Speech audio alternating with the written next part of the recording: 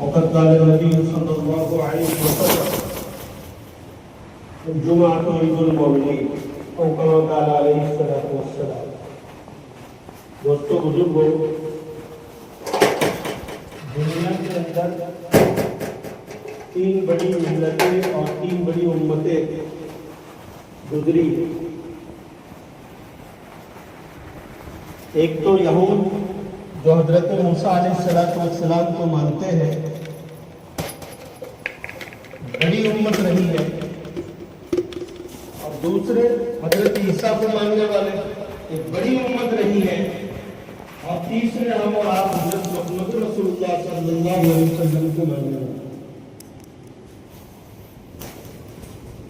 اللہ تعالیٰ نے حضرت موسیٰ علیہ السلام کی قوم کے لیے ایک دن مقرر کیا قوم کے مشورے سے کہ جس کے اندر وہ 100% عبادت کرے۔ وہ دن تھا سنیچر کا۔ سورج کے طلوع سے لے کر سورج کے غروب تک اللہ تعالیٰ نے حکم دیا کہ تم دوسرا کوئی کام مت کرنا۔ تمہاری تجارت، کھیتی باڑی، شکار، دنیا کی مصروفیات سے اپنے آپ کو روک لینا، اور پورا 24 گھنٹہ تم جو ہے تو سنیچر کو میری عبادت کے لیے فارغ کر دینا، یہ تمہارے لیے ضروری۔ حضرت موسیٰ کی قوم کے لیے اللہ پاک نے اعلان کیا، اور ان کے لیے دن مقرر ہوا سنیچر کا۔ طلوع آفتاب سے غروب آفتاب تک ان کے لیے عبادت لازمی اور ضروری قرار دی گئی، اور ان کے لیے سنیچر کا دن محتم بالشان قرار دیا گیا۔ یہ موسیٰ علیہ السلام کی قوم کے لیے، ان کی امت کے لیے جو زمانے کی بڑی امت تھی، اللہ تعالیٰ نے سنیچر کا دن مقرر کیا۔ حضرت عیسیٰ علیہ السلام کو ماننے والوں کے لیے اللہ پاک نے اتوار کا دن مقرر کیا۔ طلوع آفتاب سے لے کر غروب آفتاب تک یہ قوم جو ہے تو اللہ کی عبادت کرے گی، اس کے علاوہ دوسرا کوئی کام نہیں۔ سنیچر والوں نے کیا کیا؟ سنیچر والوں نے، میرے محترم بزرگوں دوستو، جو یہود کہلاتے ہیں، حضرت موسیٰ علیہ السلام کے متبع ہیں، انہوں نے جو ہے تو ہیلے بہانے کر کے اپنے کام کو اور اپنے شکار کو جو ہے تو برقرار رکھا، اور ہیلے بہانے کر کے جو ہے تو کام کرنے لگے۔ سنیچر کو نہر کو اپنے گڑھے سے جوڑ دیتے، اس میں مچھلی آ جاتی، اور پھر وہ اتوار کے دن اس سے فائدہ اٹھاتے۔ لہٰذا یہ کام اللہ کو مایوب لگا، یہ مناسب نہیں تھا۔ اللہ تعالیٰ نے اس قوم کو کونوا قردۃ خاشعین قرآن میں تذکرہ کیا۔ ہماری بات کو نہ ماننے اور وقت کے نبی کی بات کو نہ ماننے، اور اپنی مرضی اور اپنی خواہشات پر جو ہے تو جینے کی بنیاد پر، اور سنیچر صبح سے لے کر شام تک عبادت کے لیے مخصوص کرنے کے باوجود بھی وہ ہیلے بہانے کے طور پر اس میں کام کیا کرتے تھے، اس کی پاداش میں اللہ پاک نے ان کو بندر بنا دیا، کونوا قردۃ خاشعین، بندر بنا دیا، اور 3 دن وہ قوم زندہ رہ کر کے پھر اللہ پاک نے اس کو ہلاک کر دیا۔ یہ عبادت کا دن تھا سنیچر ان کے لیے۔ دوسرے سارے کام کاج کو اللہ پاک نے روک دیا تھا کہ مخلص ہو کر کے صبح سے لے کر شام تک سنیچر کو وہ ہماری عبادت کرے، لیکن قوم نہیں مانی۔ اللہ پاک نے انکار کی پاداش میں ان کو بندر بنا دیا، اور وہ بندر 3 دن تک حیات رہ کر کے چوتھے دن اللہ پاک نے بیک وقت سب کو ہلاک کر دیا۔ معزز اور محترم دین کی بے اکرامی، میرے محترم دوستو، ان کے ہلاکت کا ذریعہ بنا۔ حضرت عیسیٰ علیہ السلام کے لیے اتوار کا دن طے ہوا، آپ کے ماننے والوں کے لیے، ان کے لیے بھی یہی حکم ہے کہ طلوع آفتاب سے لے کر غروب آفتاب تک آپ جو ہے تو دنیا کی کسی مشغلے میں مبتلا نہیں رہیں گے، صرف اور صرف جو تو ہماری عبادت یعنی اللہ کی عبادت کریں گے، جو وقت کے نبی حضرت عیسیٰ علیہ السلام نے بتلایا۔ جب ہمارا مسئلہ آیا امت محمدیہ صلی اللہ علیہ وسلم کا، تو حضرت محمد رسول اللہ صلی اللہ علیہ وسلم نے جمعہ کے دن کا انتخاب کیا۔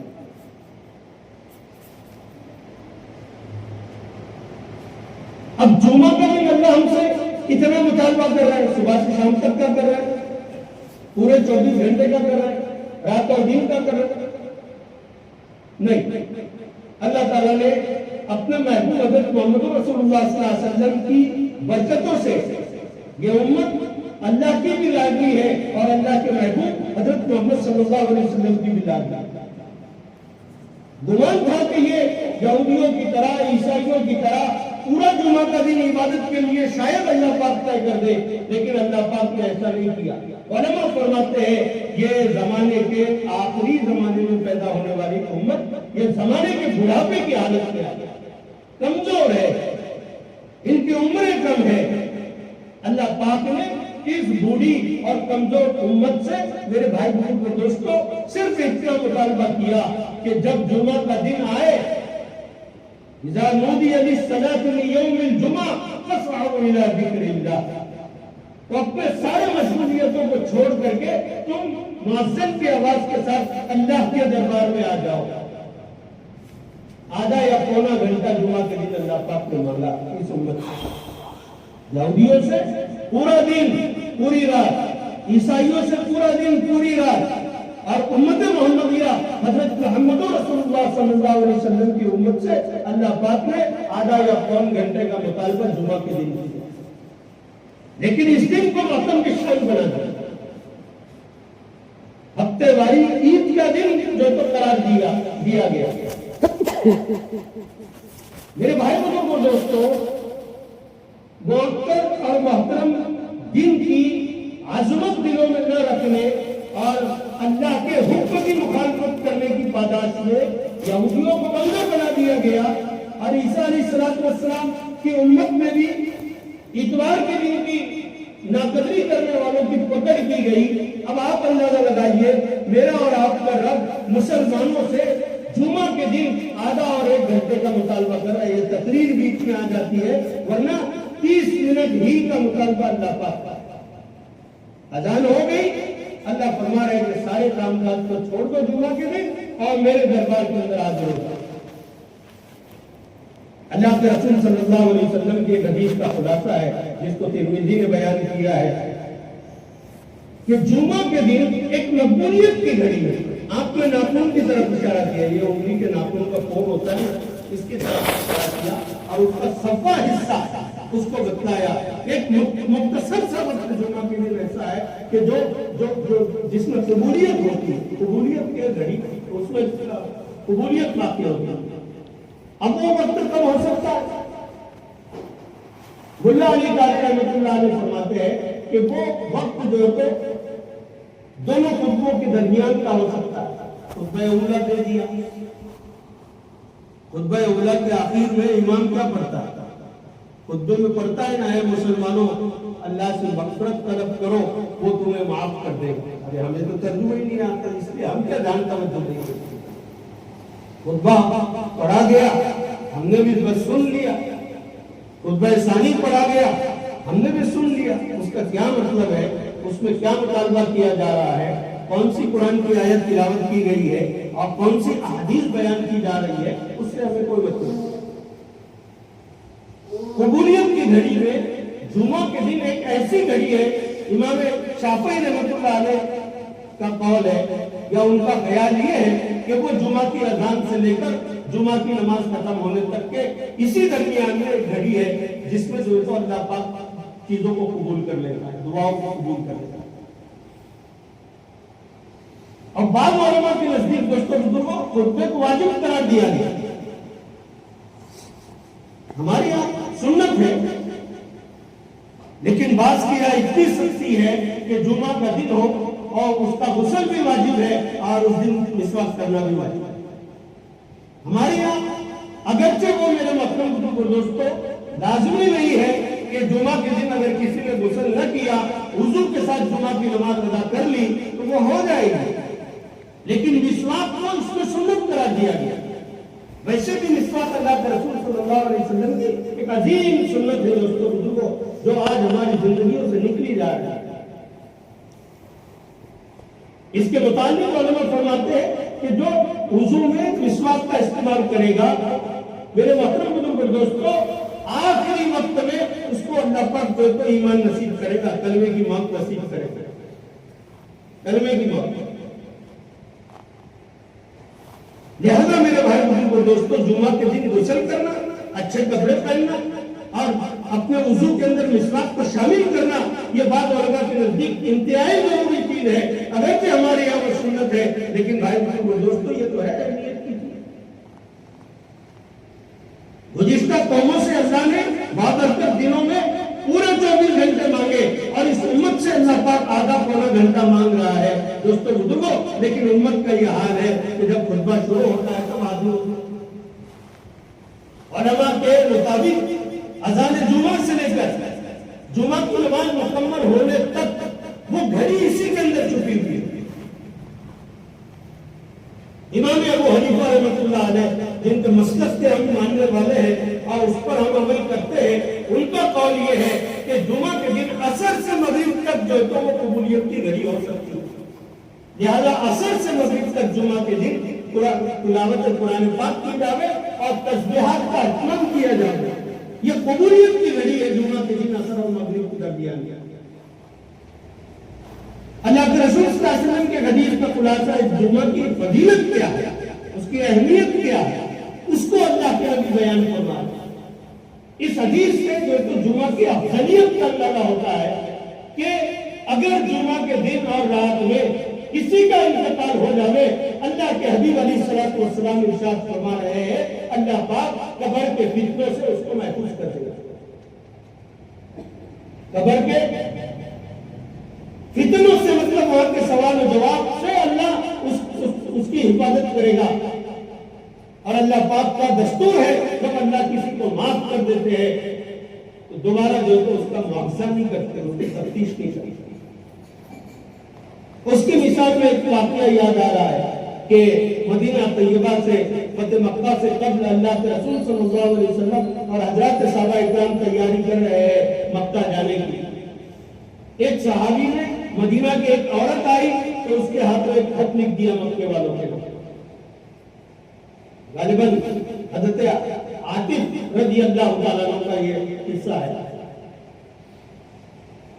اور مکہ والوں کو مطلع کر دیا کہ اللہ کے نبی علیہ الصلوۃ والسلام ایک لشکر جرار کے ساتھ مکہ پر حاضری دینے والے ہیں، لہذا تم جو ہے تو اپنی خیر مناؤ، اپنے آپ کو تیار کرو۔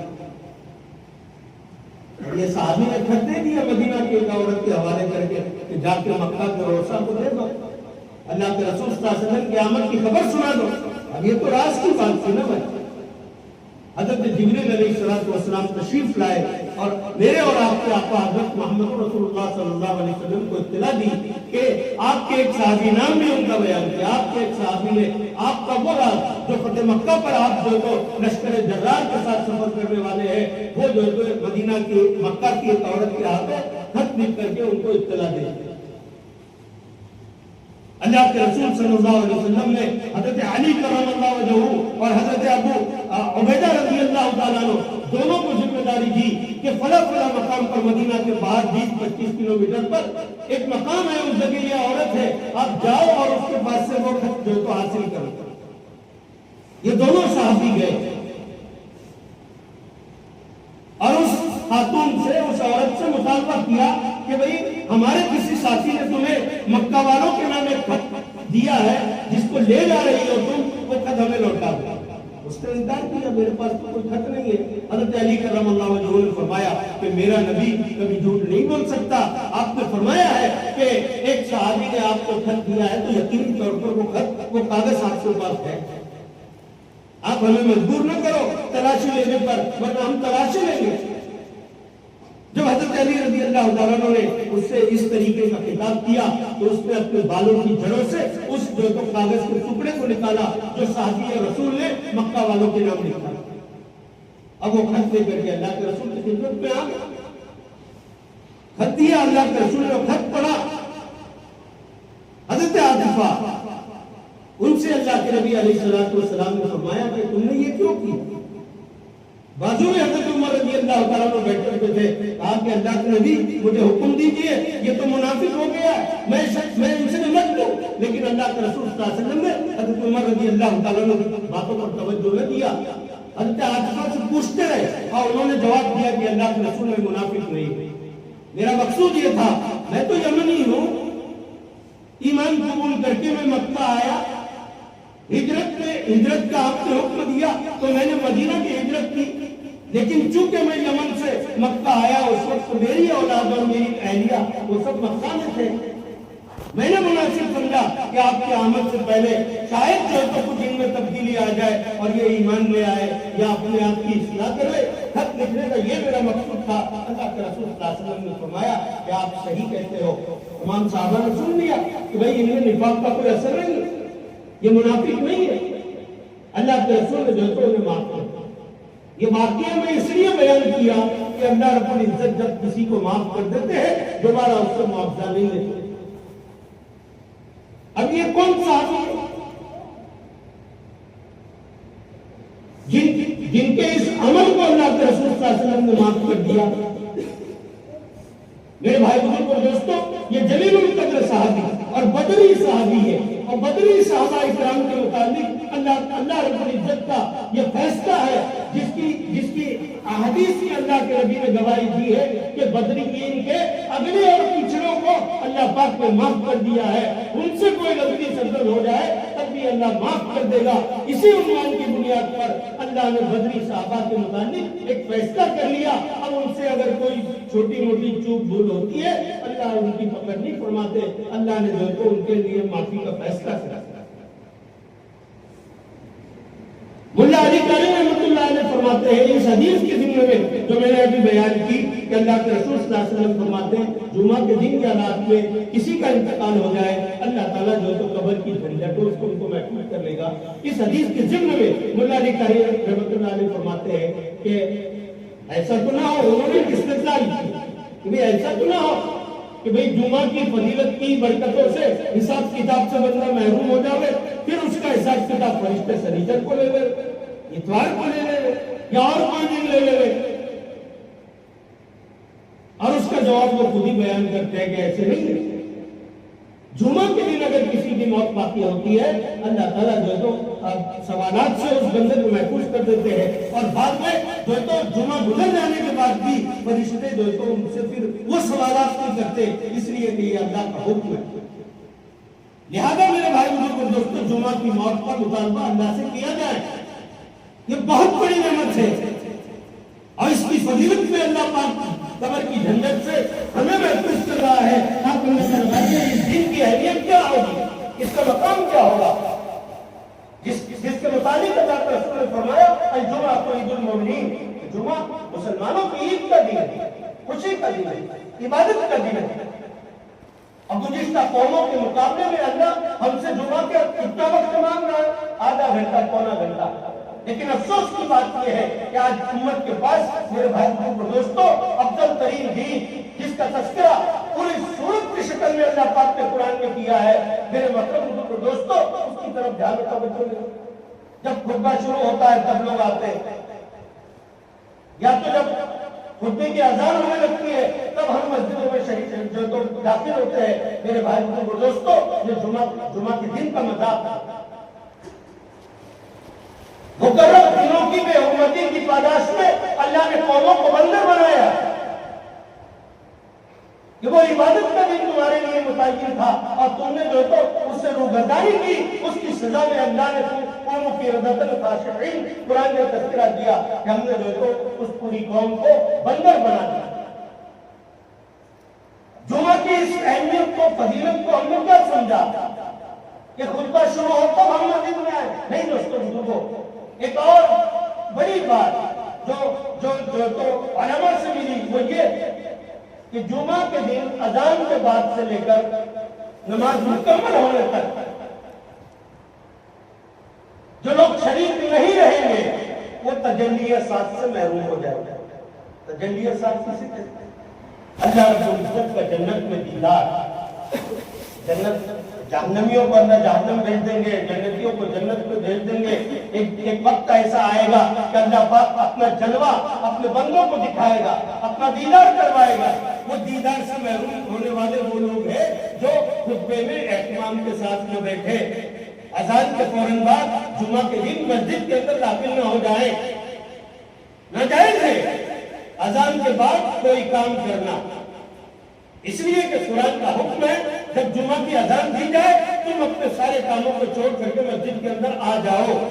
अब अल्लाह रब्बुल इज्जत हुक्म दे रहा है कि अजान के बाद मस्जिद में आओ, और हम अजान के बाद अपनी गपशप में लगे हुए, मोबाइल में लगे हुए, अपने कारोबार में लगे हुए हैं, या जो रूटीन के हमारे काम काज है वो लगे हुए हैं। यहाँ तक के जब खुतबे की लिए अजान होती है तब हम जो है तो फिर धीरे धीरे आना चालू हो जाते हैं। दोस्तों बुजुर्गों, ये जुमा की बेहुरमती है और इस पर अल्लाह पकड़ करेगा। और कितनी बुरी बात है दोस्तों कि जुमा में वक्त पर ना आने की वजह से अल्लाह के दीदार से हम महरूम हो जाते। ये बहुत बड़ी नेमत है दोस्तों, जो जन्नतियों को अल्लाह पाक अपने दीदार की शक्ल में अता करेगा, उससे महरूम हो जाएगी। फरमा रहा लिहाजा जुमे के दिन अजान होते ही अपने सारे कामों को छोड़कर अल्लाह के घर में हाजिर होना और नवाफिल का एहतमाम करना, जिक्र और अस्कार करना। जब दीन और ईमान की बात जो तो होने लगे तो उसको अदब के साथ, इखलास के साथ सुनना, और जब इमाम खुतबा देने लगे तो मेरे भाई को दोस्तों एक एक लफ्ज को बगौर समाप्त करना। और अजान का खुतबे के लिए जब इमाम बैठ जाए खुतबा सानिया से पहले तो वो जो हल्का सा पीरियड है, बाज बड़े उलमा एक ही बात फरमाते हैं कि अल्लाह के रसूल सल्लल्लाहु अलैहि वसल्लम की हदीस का खुलासा कि जुमा के दिन एक मकबूलियत की घड़ी है, तो उलमा ने जो तो ये बयान किया कि हो सकता वो घड़ी दोनों खुतबों के दरमियान की हो, तो उसमें भी दुआ कर लेना। बहुत मुख्तसर वक्त है। अल्लाह के रसूल ने एक नाखून की तरफ इशारा करके फरमाया कि ये नाखून का सफा हिस्सा, उसकी बकदर वो जो तो कबूलियत की घड़ी है। अब वो दोनों खुतबों के दरमियान भी हो सकती है, वो अजान और नमाज खत्म होने के दरमियान के वक्त में भी हो सकती है। इमाम अबू हनीफा रज़ी अल्लाह तआला अन्हु हमारे इमाम है, बड़े आलिम दीन है, अल्लाह पाक ने बहुत सूझबूझ अता फरमाई थी, और ताबईन में से दोस्तों बुजुर्गों इनका कौल ये है कि वो जुमा के दिन असर और मगरिब के दरमियान का वक्त है, जिसमें अल्लाह ताला जो तो कबूलियत की घड़ी का इंतजार करते हैं और बंदों की दुआओं को कबूल करते हैं, चाहे वो जो सा भी वक्त हो, दोनों खुतबों के दरमियान का हो, जुमा की अजान से लेकर नमाज खत्म होने के दरमियान का हो, असर मगरिब के दरमियान का हो, या किसी और मौके का हो। दोस्तों बुजुर्गों, हम दोस्तों जुमा का पूरा दिन उस मकबूलियत की घड़ी को हासिल करने की जद्दोजहद और फिक्र करें। लाज़मी और जरूरी, अल्लाह पाक ने इस दिन को हफ्ते का सैयद बनाया, रहबर और अमीर बनाया। ये पूरे हफ्ते का इमाम है जुमा का दिन, इसकी अहमियत है। इसको फरमाया अल-जुमा तो ईदुल मोमिनीन, जुमा मुसलमानों के ईद का खुशी का दिन है। मेरे भाई और दोस्तों, हम इसकी अहमियत को समझे। ये खुतबा औला, खुतबा सानिया, इसका सुनना लाजमी है, वाजिब है। अब जो लोग मेरे मोहतरम बुजुर्ग दोस्तों दरमियान खुतबे में आते हैं, उन्होंने जुमा की कदर नहीं की।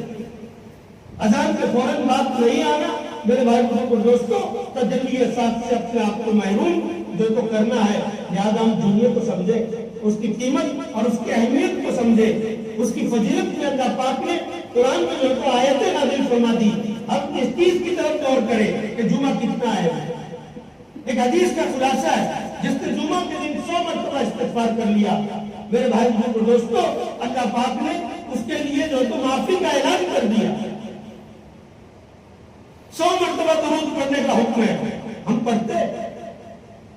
मुल्ला अली कारी रहमतुल्लाह अलैह फरमाते हैं, जिसने जुमा के दिन 100 मरतबा दुरूद शरीफ पढ़ा, अल्लाह ताला जो है तो उसको दुरूद का सवाब तो देंगे, लेकिन नबी करीम सल्लल्लाहु अलैहि वसल्लम का दीदार भी जो है तो उसको नसीब होगा। जुमा के दिन 100 मरतबा दुरूद का पढ़ने वाले के लिए नबी करीम सल्लल्लाहु अलैहि वसल्लम का दीदार उसको होके रहेगा। एक मुहद्दिस कबीर का ये कौल है। मुल्ला अली कारी रहमतुल्लाह अलैह कोई आम इंसान का नाम नहीं है। इनकी बरकतों से फिका हमको मिला है। एशिया के मुल्कों को फिका की किताबें इन्होंने लिखी और उस पर सैर हासिल बहस की, और जो तो दीन के बड़े बड़े मसाइल को जो तो अखज़ करके आसान बना करके उम्मत को दिया।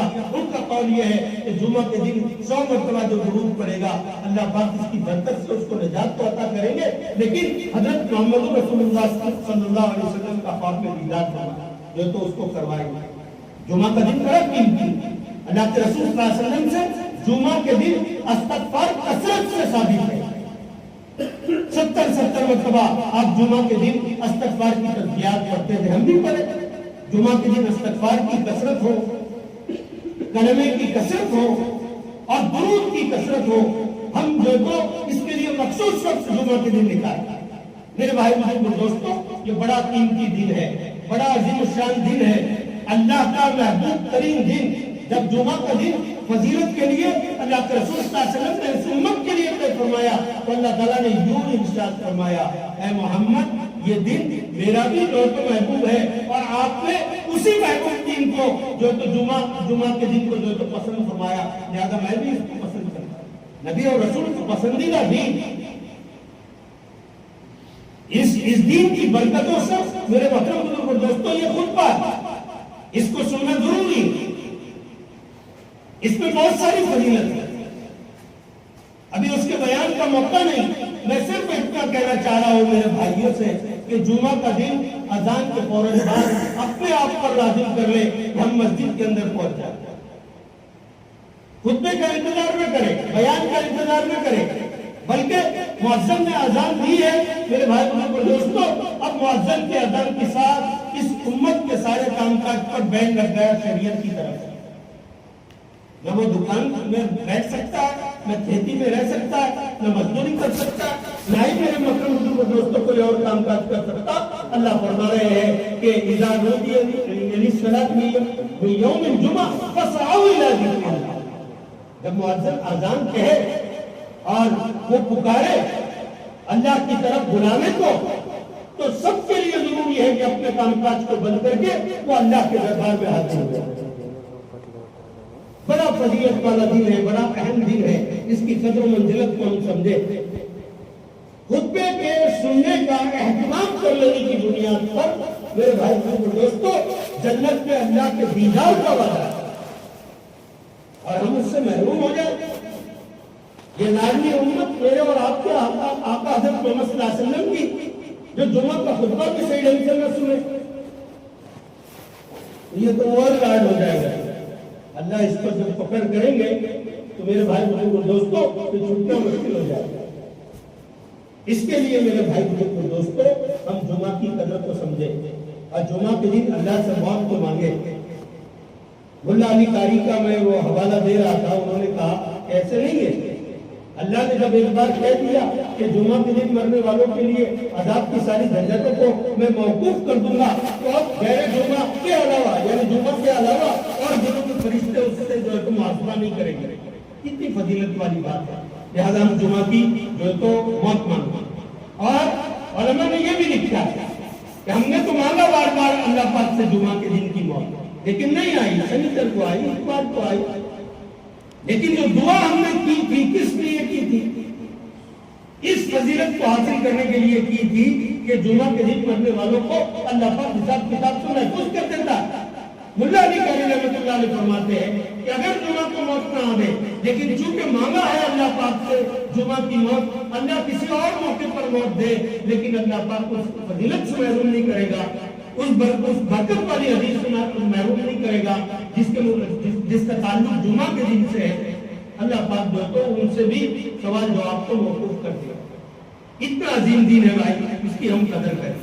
جمعہ کے اذان ہو تو فوراً مسجد کے اندر حاضر ہو جائے، سنت نوافل پڑھ لیں، خطبے کے انتظار میں بیٹھے رہے، ذکر بھی کر سکتے ہیں، قرآن یاد ہو تو قرآن بھی پڑھ سکتے ہیں۔ خطبہ جب شروع ہو تو اہتمام کے ساتھ اس کو سنیں، ادب کے دائرے میں رہ کر۔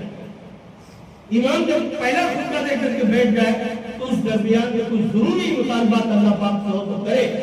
علماء کبار کی نظر میں وہ مقبولیت کی گھڑی یہ دونوں خطبوں کے درمیان کا وقت بھی ہے، تو اس وقت ہم دینی میں دعا کریں، اللہ خطبہ ثانی میں سنیں، اس کے بعد جماعت کے ساتھ نماز کا اہتمام کریں، نماز کے بعد سنت نوافل کا اہتمام کریں۔ 99% طبقہ میرے محترم بزرگوں دوستوں ہمارا ایسا ہے کہ جمعہ کے دن جمعہ کی نماز ختم ہوتی ہے مسجد سے باہر چلا جاتا ہے، سنت اور نوافل کا اہتمام نہیں کرتا۔ یہ بڑی مایوس چیز ہے دوستوں بزرگوں، اس سے بچنا چاہیے۔ جمعہ سے پہلے کی بھی سنت اور نوافل کا اہتمام کریں اور جمعہ کے بعد کی سنت نوافل کا بھی اہتمام کریں۔ یہ فضیلت والے دن میں داخل ہے، لہذا اس سے اپنے آپ کو محروم نہ کرے، اس کو عملی جامہ پہنا کر کے میرے محترم بزرگ دوستو اللہ پاک کے محبوب